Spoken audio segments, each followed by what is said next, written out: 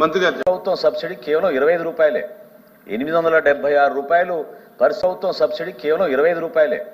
876 రూపాయలు per cylinder cost అయ్యే పథకంలో కేంద్ర ప్రభుత్వం నుంచి వచ్చే సబ్సిడీ కేవలం 25 రూపాయలే.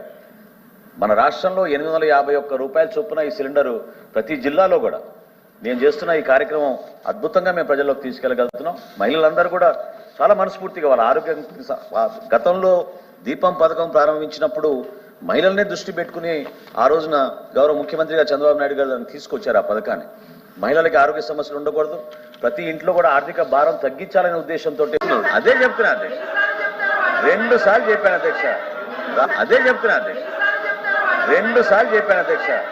రాష్ట్రంలో ఉన్న గ్యాస్ కనెక్షన్స్ 1,55,22,000 ఇది ఉన్న డేటాబేస్.